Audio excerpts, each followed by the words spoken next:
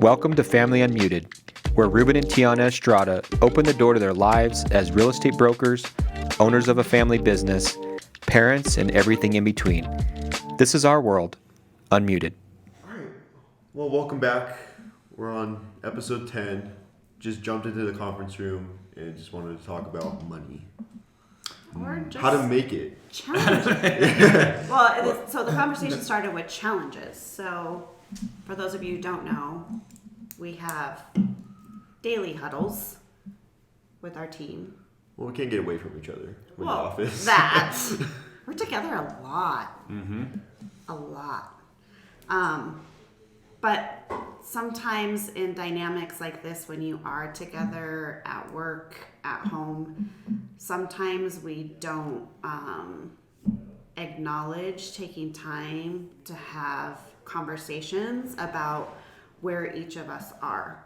Like, we just go along as a team and we're doing things for the team and we're pushing for the team, but we don't take time to kind of say, how's everybody doing and what are your challenges?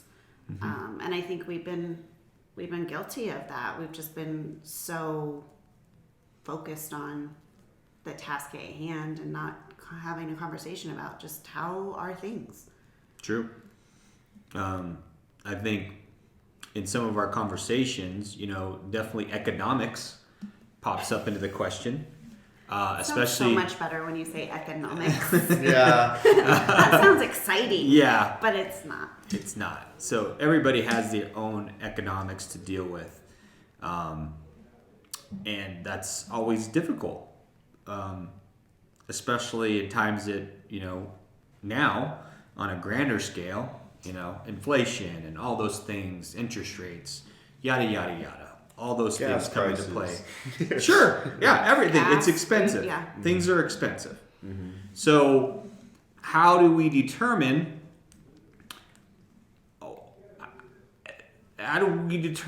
how we get paid? How much do we get paid?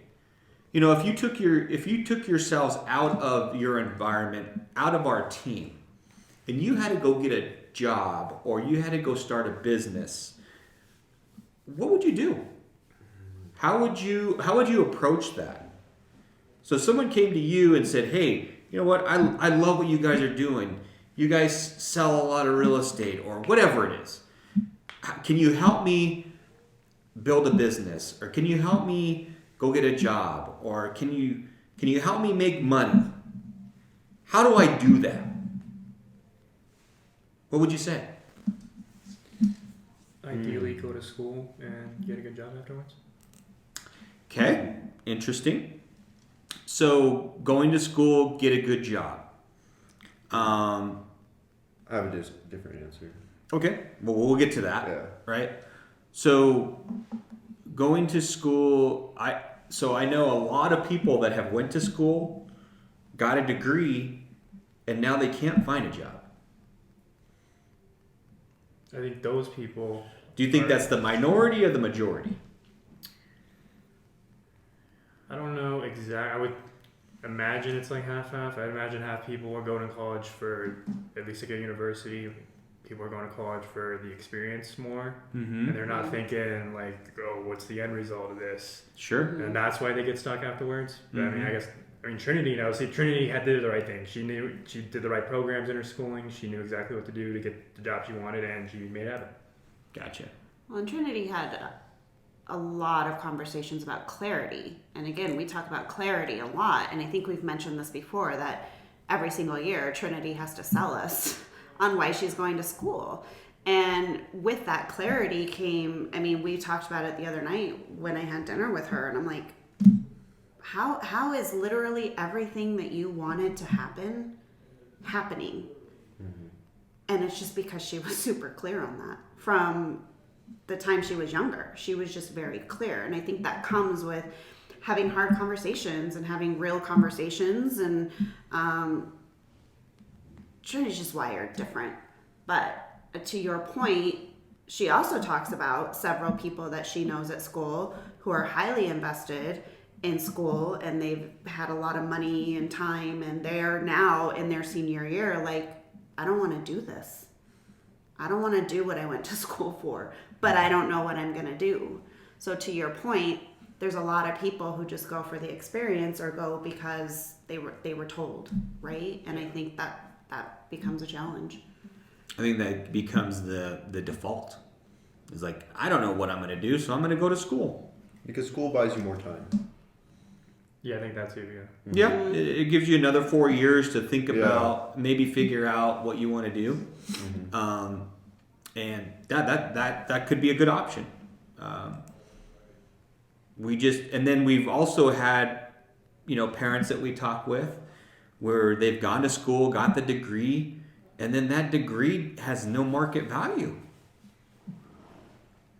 There's no jobs available for that, or any that actually pay you enough to make a decent living. So that's what I mean by market value. What is the market willing to pay you for what you do? Well, and I think at this time, just over the last few years, what I'm seeing is like, we need trades so badly. Like, if I were to tell a young person who wasn't sure what they were going to do or had no idea, I would say go get a trade.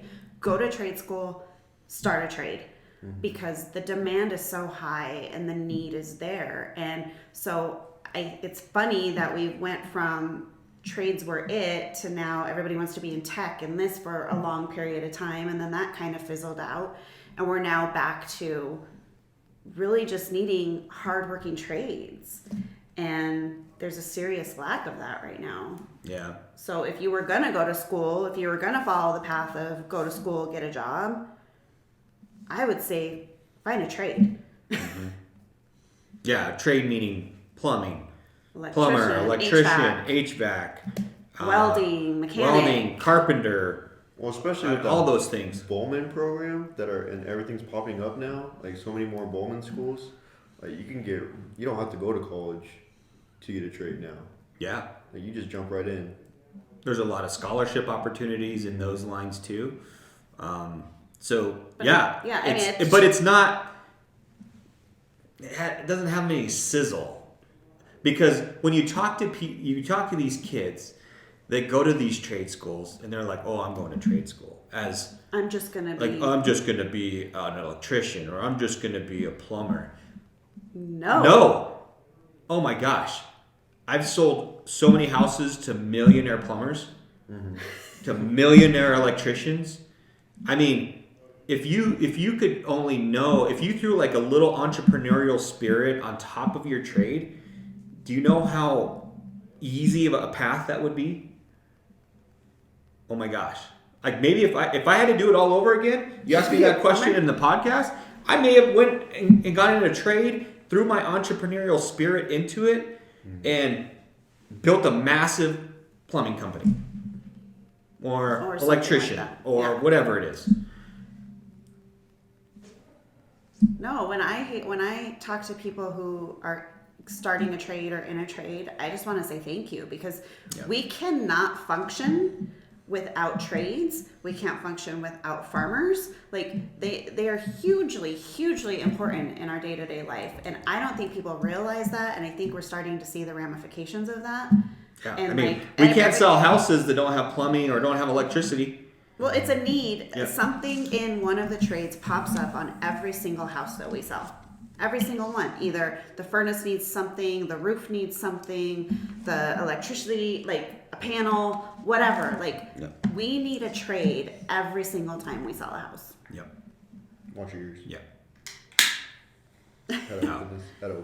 So, I agree with Isiah in that college is good if you know why you're going, if you know what you need it for. And it's required for what you're going to be doing. Yeah, so doctor, attorney, lawyer, yes. that. All those things require a degree. If your profession requires a degree, then go get it. Mm-hmm. But if it doesn't, why would you spend time getting one? Because employers are going to always take someone that's got a couple 1 or 2 year head start over someone that just studied it for 4 years. Yeah. Experience Trumps a lot. Yeah. So, yeah, your answer was totally different. Yeah. What is your answer? I don't like school. just me personally, and I just have a different philosophy when it comes to it. So I like you said, experience over everything. I feel like so.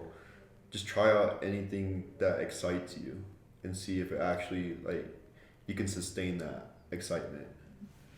So So you still have some friends because you're just a young little baby. You still have friends that are in high school. There's mom talk. I don't know why she went I to know, I the was voice, like- but I okay. do when I talk I'm a about my switch. kids. Anyway, well, no. So you still have friends that are still like in school. yeah, So if they were going to come to you and say, "Hey, Nathaniel, we graduate in a few months," what advice would you give them? ooh. Well, they're athletes and they're really good athletes. So they wanted to go to college for their athleticism. I would totally like encourage that, but I'd also say like that only lasts for so long. So make sure you're going there for a reason. And if they didn't want to go for athleticism, then I would say it really depends on what they want to do. Like What if they don't know? Like, how If do they you don't- find out what you want to do? everyone has a hobby or a something that excites them when it comes to being in the world. So whether that is being a coach for basketball, whether that's being a trainer, like so if basketball excites you, make a business out of it, I would say.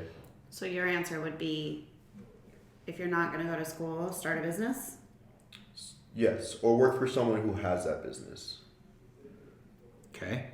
What if that doesn't pay enough? Enough.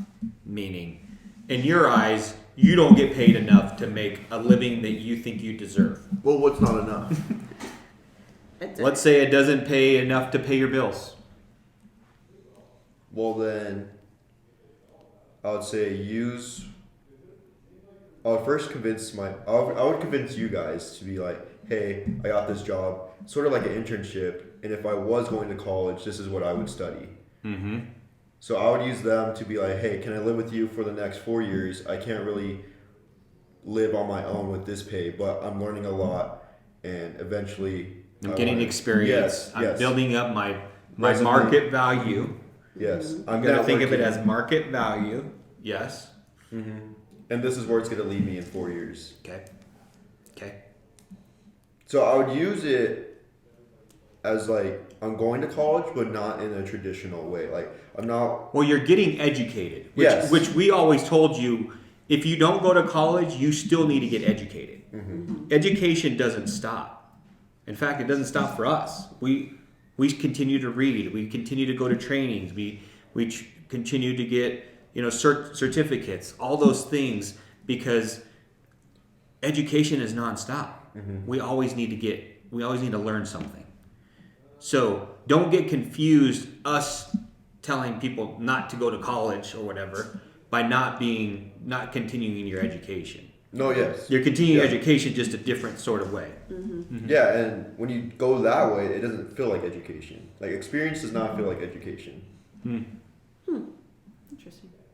Like when I think of education, I think of the education system. I think of sitting in a class with a teacher with a whiteboard or a projector, and they're teaching me the definitions and how it works and all that stuff that I hated. But when I think of experience, I'm like, all right, I'm going out with my mentor. I'm going to go see, like, if I was to go be a basketball trainer, I'm going to help him set up the cones. I'm going to help him talk to people. I'm going to help him get ice for, like, players. All that stuff. Like, that's what I see as, like, fun. I'm learning how to do it, but not in a way that, like, is pressuring you to focus on it. You know what I mean? Okay.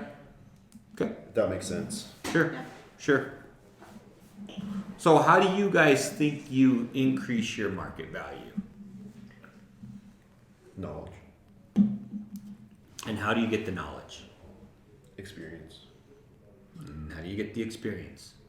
So now we're talking like Ari, our Yeah. 5-year-old. Oh, yeah. Why? Why? Learning from Why? the best. Yes. Learning from the learning best. for people. So Okay. seeking out people who are doing it the way you want to do it, or making as much as you want to make, or whatever it might be. Seeking those people out, and then learning what they do, and then trying to replicate that. Finding a mentor, yes. Okay. Okay. And so what happens when they tell you to do things that you don't want to do? Then you don't want it bad enough. Because I've been there.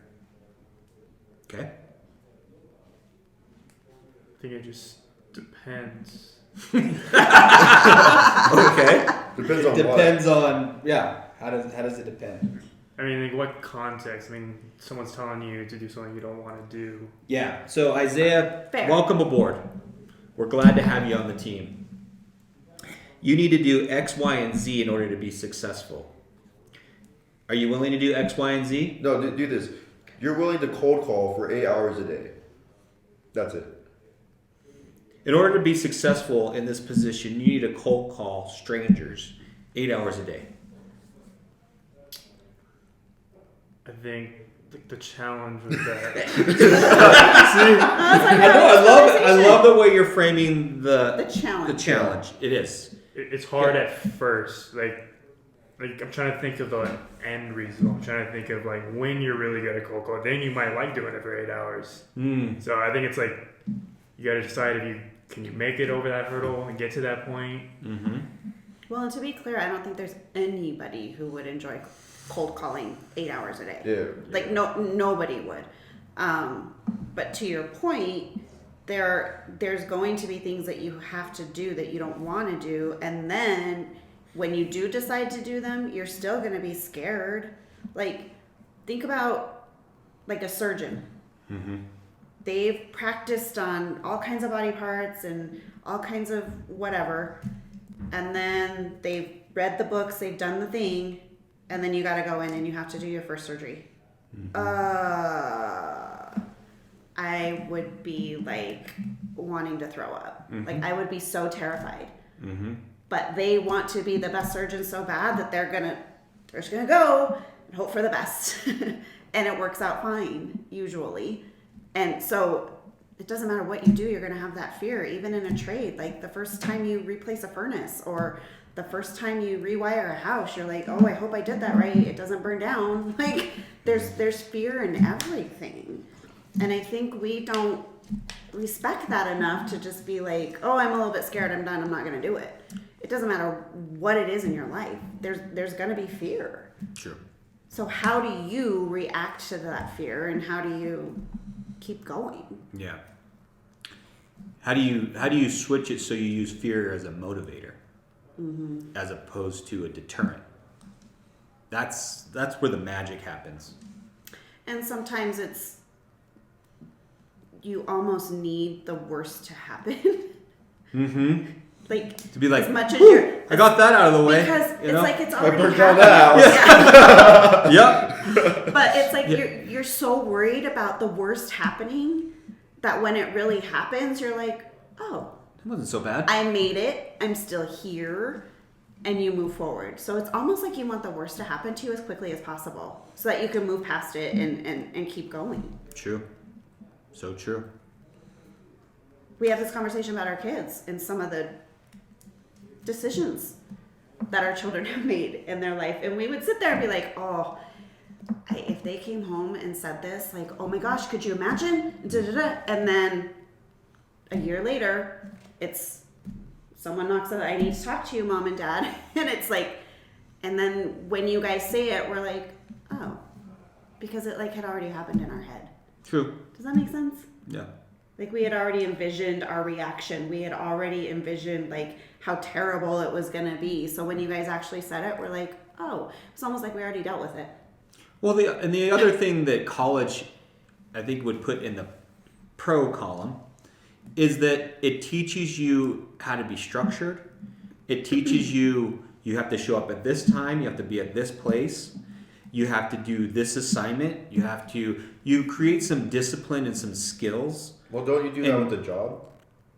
Not if you're an entrepreneur. It's Not if you're an very entrepreneur. hard. It's Yeah. like nobody's 'Cause there's there. no consequences. Yeah. Yeah. If you sleep all day, there's nobody there going to wake you up. There's nobody there forcing you to do the things that you need to do. As opposed to college, there's some consequences. And there's actually a scoreboard. You get grades. So you see how you're doing. How do you compare to your classmates? How do you compare to the rest of the school? All those things, there's some value in that. And that it does teach you how to do things that you don't want to do to some extent. Mm-hmm. Which is, it's an incredible education just from that aspect alone. If you take those skills and then you start a business and you're already used to doing all those hard things that you don't want to do, maybe your path is a little bit easier as an entrepreneur. Maybe. Or maybe you're just built that way. You know what? You just have a high standard and you're like, you know what? If it's to be, it's up to me mentality. Mm-hmm. What else were we talking about? We were talking about... Well, we were talking about challenge. How do you increase your market value? How do you make money, basically? Well, because that's how this whole thing started, right? We were having a conversation and, again, asking each other, or we asked you guys, what's your biggest challenge right now? And you guys said making money. And that that whole commission thing? Yeah, that thing. Yeah. Yep. No, yeah. Well, it all goes back to what is your market value? I mean, it's as simple as that. When I say that to you, what does it mean? Like, what pops into your head? Like, if someone hired you, how much would your value bring to them? Mm-hmm. Yeah, exactly that. Mm-hmm. And if no one knows what your market value is, what's your market value? 0. So you could have a very high market value, but if no one knows about you, 0. it doesn't matter. So what's the challenge? What's the challenge? Well, then it goes back to college. Like, you can have a high market value learning about all this stuff, but if you don't experience it, you're at 0. Or if there's no jobs available, you're at 0. You're at 0. Mm-hmm. So without the experience, you have no market. At least when you have a job or experience, you have some market value. You have something to relate or express. Or not only that, but what if there's a lot of you out there? What do you mean? What is your market value? Let's say there's a lot of people that have a degree in what you're doing. Communications. Or maybe there's a lot of attorneys out there. There's a huge class of law students that just came out. And let's say there's 100 law students and there's 10 jobs. What do you think your market value is? Lower or higher? Lower. So there's the economics of market value, right? Yeah, it's supply and demand. Mm-hmm. It's what we deal with every day. When there's a lot of buyers and not a lot of houses, market value goes up. When there's a lot of houses for sale and no buyers, market value goes down. The same with humans. There's a lot of jobs, not enough humans, your market value goes up. When there's a lot of humans and not a lot of jobs, market value goes down. Yeah, but how do you increase it? That's difficult. Because that's the whole reason why we started having this conversation. How do you make money? How do you increase that market value? Well, and that's why me and Isiah are here. well, We're not here for anything else. Answer the question. Stop avoiding it. Turn the camera on. Let's get a mic. Let's do this. But here's so the hard thing is, and that's the $1 million question. I can guarantee you that you cannot increase your market value quickly. There's no shortcut to increase your market value, because either you need to get experience, you need to get education, you need to these days create a following, whatever that is. It can't be, there's no shortcut. And I think that's the biggest challenge for people is I want it now, I want it yesterday, I want it tomorrow. And you can't automatically just decide that your market value is this, and then that's what it is. You have to establish that, and that takes time. Well, That's a good point. It's a very good point. You don't establish your own market value. Other people do that. But you do that through the value that you continue to bring to people. And then people start to demand that value. But I can't tomorrow say, this is going to help me sell 200 homes because I'm the best agent out there. Call me. That doesn't mean anything. You can't say it. You can't say it once. You can't show it once. And you can't rush experience. So that's the hard part. So then the question becomes, how do you make money while working on increasing your market value? And sometimes there are things that I think every entrepreneur who might be listening to this will know, like you DoorDash, you Uber, you find that side hustle that you do on the side. And during the day, you are 100% focused on increasing your market value in whatever it is you want to be or you're working toward. But you're filling in the blanks because there's no quick way to get there. You are not going to be the number one real estate agent in 6 months. You're just not. It's a hard pill to swallow.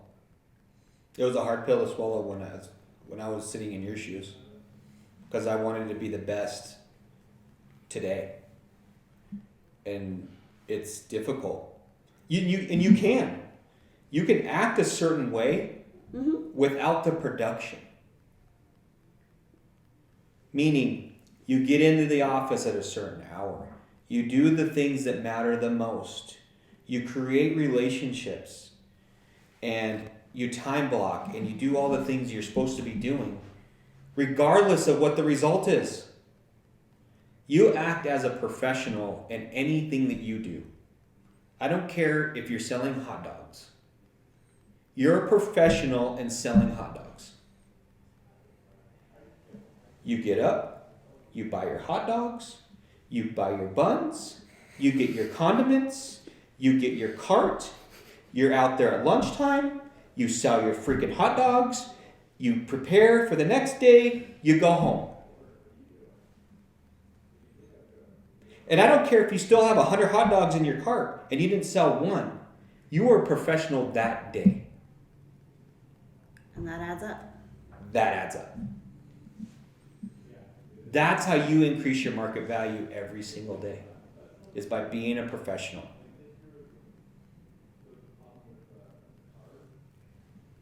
Well, and so much, we've gone through so much training in our career, and I used to poke fun at affirmations and,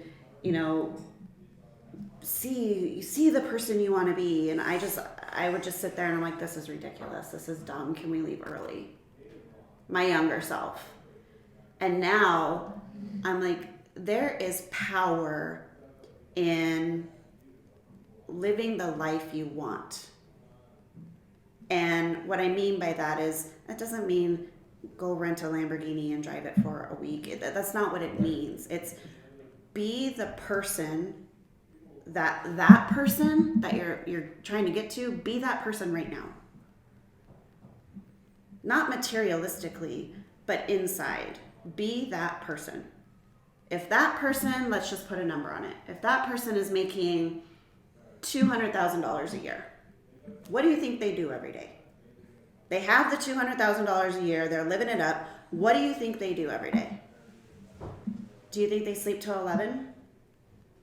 Do you think they sit on TikTok for 2 hours? Do you think that they wear their sweats all over town? Do you think that No, they don't. So why aren't you already becoming that person? Because the money is just a result of being that person. Well, it's the whole, I don't know if I've ever told you this. It's the be, do, have. You ever heard of that? Mm-hmm. Be, do, have? Okay. So there's...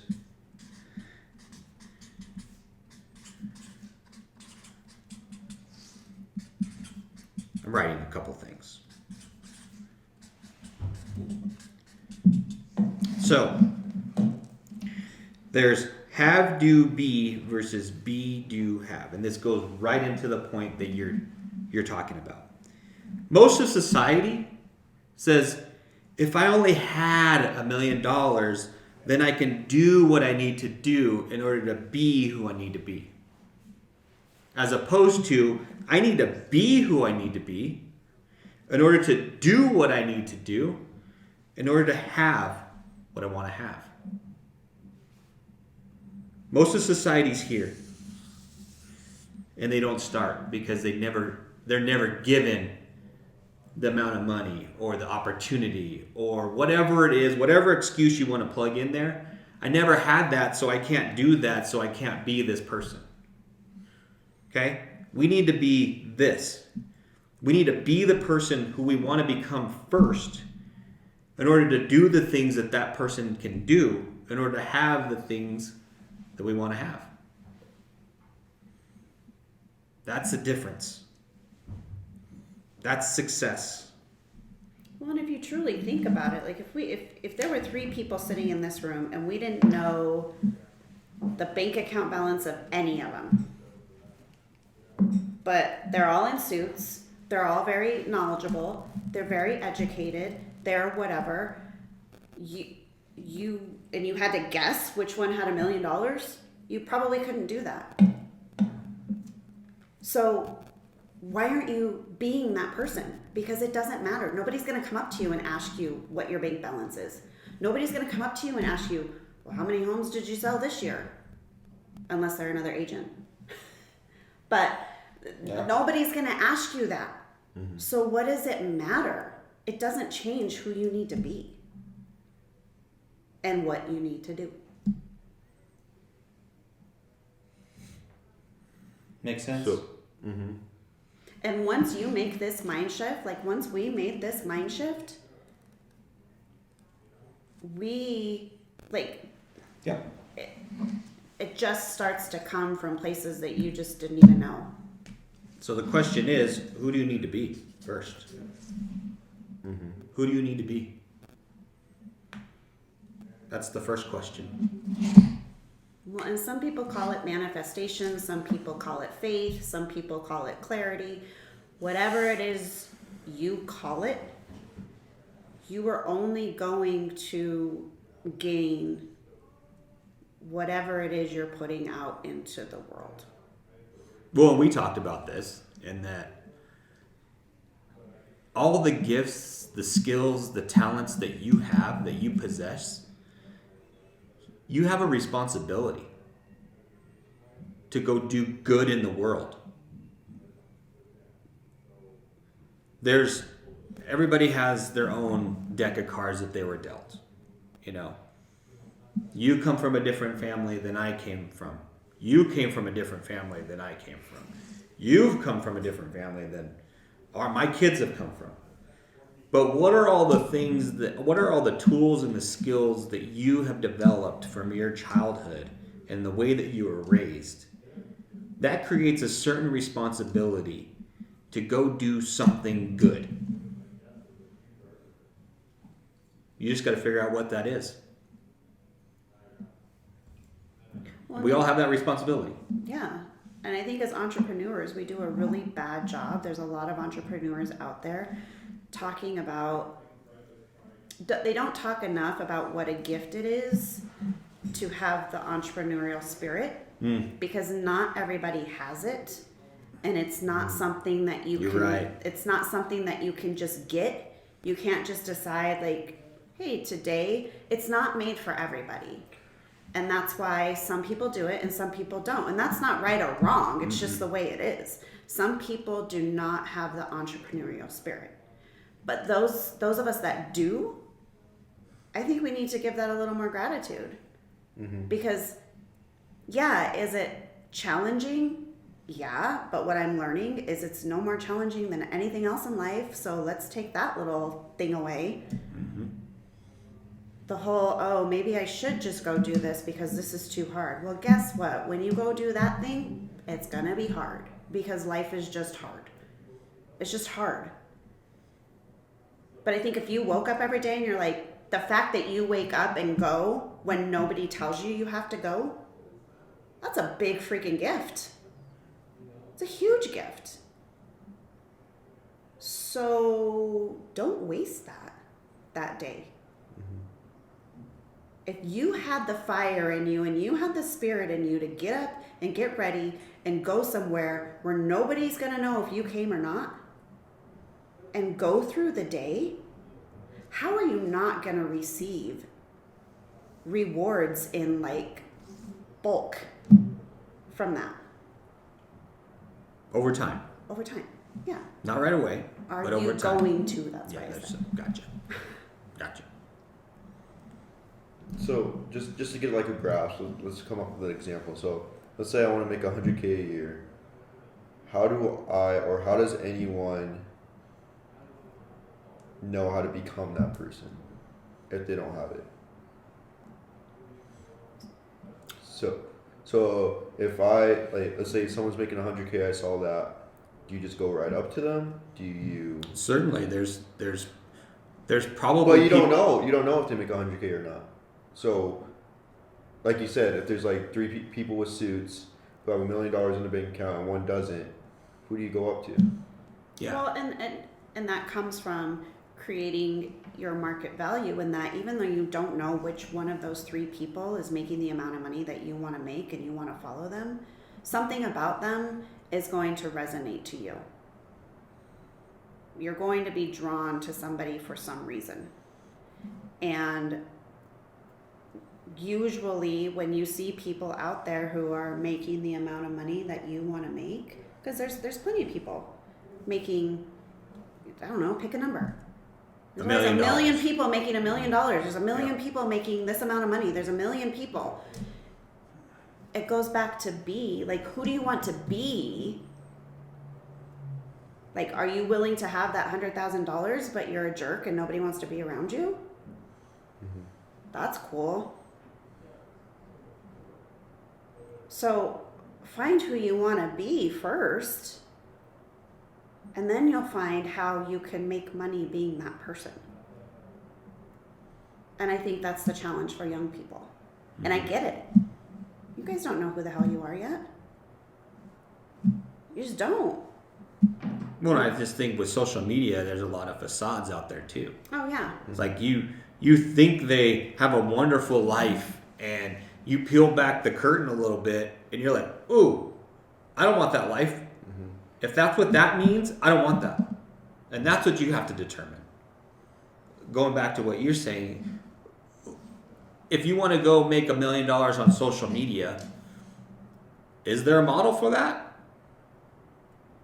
I mean, your personal life might be really screwed up. I mean, you'll go places like, let's say you're a celebrity. Let's say you want to be Hollywood, and you cannot go to a restaurant without people recognizing you. You can't go anywhere without the paparazzi or the mob. You can't go anywhere without being criticized for every little action that you do. Your personal life, yeah, they're standing outside your house. I mean, you have no privacy. Mm-hmm. So there's trade-offs for certain things that you do, and you just have to make sure that you're okay with that. Mm-hmm. I think people say initially they're okay with it, but when it happens, it's a different story. So be careful on who you want to be too, because that may not be what you want. And there are very few people, even when you've gone to college or you've become the attorney or you become the doctor, you don't just come out and you're making this insane amount of money. It doesn't work that way. So again, it's you just have to put in the time. If it's not given to you and you have to go out and you have to earn it, then you have to put in the time to earn it. There's just no way around it. I wish there was. I know that's where you're trying to get us to. There's just no magic way bullet. around There's it. just no magic bullet. And that's why I said so many entrepreneurs understand, like, this you guys are in the part of paying your dues. This is the part of paying your dues or putting in the sweat or whatever you want to call it. This is that time. And I mean, Dad and I had side gigs. Dad at one point was delivering newspapers. He was process serving. Like, whatever he could fit into when he wasn't doing real estate, that's what he was doing.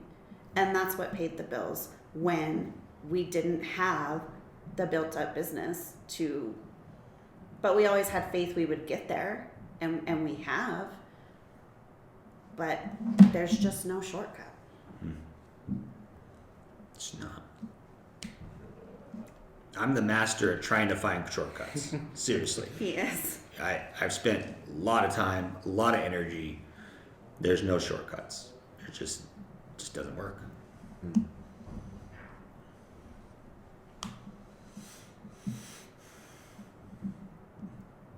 Even with officiating, high school basketball, something I played, something I coached, I thought my learning curve would be a lot less. And it wasn't. Not until this 4th year, things started to slow down for me. Wasn't the first year, wasn't the second year, wasn't the third year. Right about now, I could actually feel pretty comfortable on the court and actually do somewhat of a decent job where I'm not holding my partners back and screwing them up. So, NFL quarterbacks, you look at that, even the top draft picks, the most amount of talent, they come in, their interceptions are more than their touchdowns. Very rarely do they ever get to a Super Bowl in their rookie year. I don't know if it's ever happened. Well, that one guy People was can close. check. That one guy was close. Close. Didn't happen. No. Maybe Russell Wilson. But we won't talk about him. Yeah, we're not. Yeah. But think about it. You just can't force it. It just doesn't happen. It's not the way the world works. So having that knowledge, then you guys have to go back and say, okay, ask yourself the question. Am I willing to put in the time? Do I want it that badly?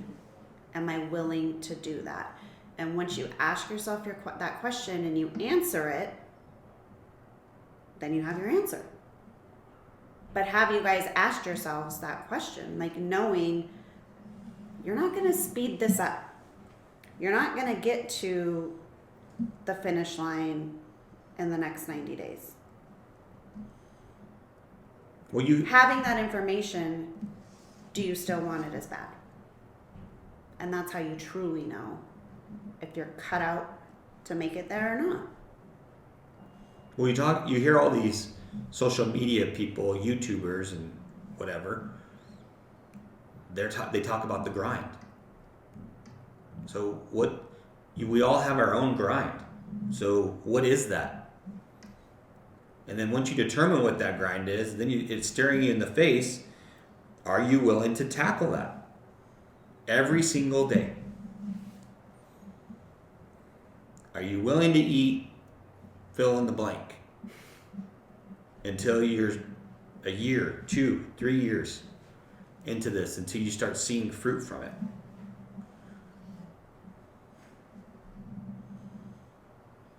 And again, it goes back to relationships and truly having connections with people who can open your eyes to other things and make it really clear. We were just talking about a good friend of mine who just found out that she was the #1 agent for her real estate brokerage last year.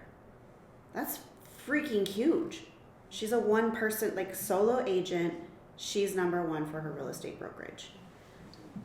So I am incredibly proud of her, but I also know her as an individual, and I know how freaking hard that was for her. Hard and work. I know what she did for the last year to do that.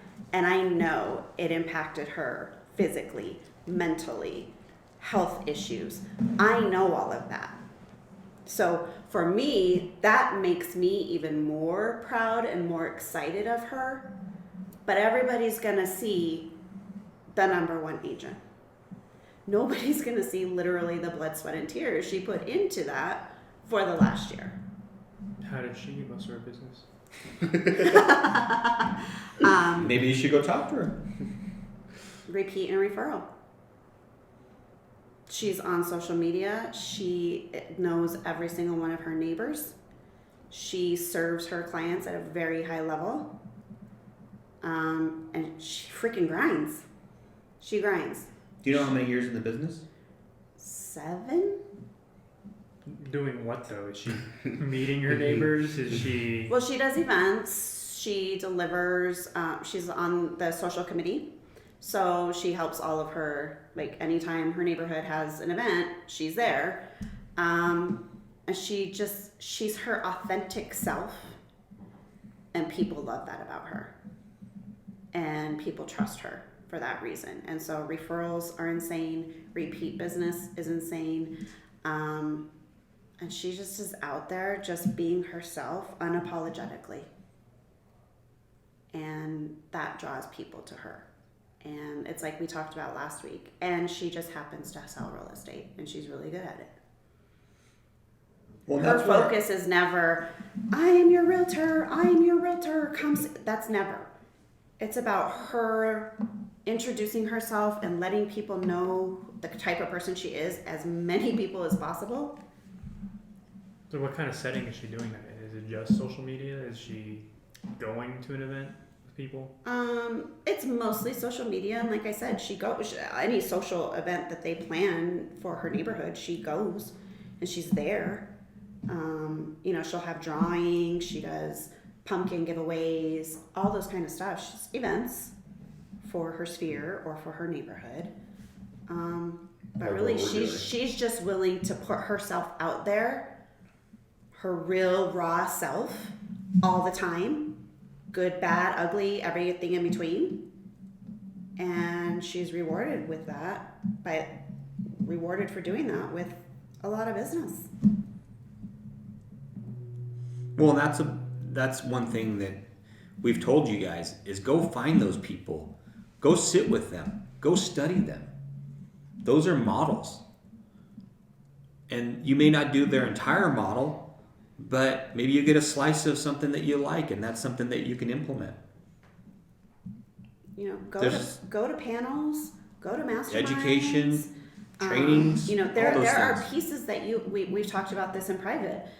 There are pieces that he and I do that you guys will pull from, and we are a great resource for you, and we are a great way to keep you on track and say, yeah, you can do that. No, you can't do that. Here's what we see happening.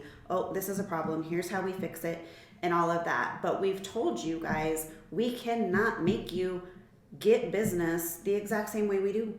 Mm-hmm. Because you're different.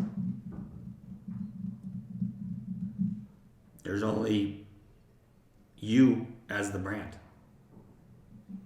Well, and you've learned just having conversations with other real estate people as you are brand new in the business and you go somewhere without us, and you'll talk to other agents and they're like, Ruben Estrada, Tiana Estrada, the Estradas, they've done da da da da da. However, you've seen us Yeah. for 25 years. It's not been easy. It's not been pretty. We've all had times where our entire family struggled together. It's not easy. But it's like all of those graphics that you'll see on Instagram and anywhere else where overnight success, or have you seen the one where there's like a glacier and then underneath is this huge part of the glacier that was like failure and doubt and bankruptcy and this and that and da da da, but you only see what's above the water, right? Mm-hmm. Or you only see the duck just sitting still, but its feet are like doing this under the water. That is what entrepreneurialism is. And it is constant. The funny graphic that I see all the time that makes me laugh. It's like you wake up in the morning and you're like, I'm going to change the world today. And then at 10 o'clock, you're like, oh my God, I'm a loser. I quit. And then at 11, you get a call and you're like, superwoman. And then It's at such a roller noon, you're coaster. like, it is a roller coaster. And some people stay on and some people don't. So you have to decide how much you like roller coasters and how long you're willing to stay on it. So, take from this, go find the models that you want to follow. And hopefully it's a big model. Go after big models, implement those. See if this is what you had in mind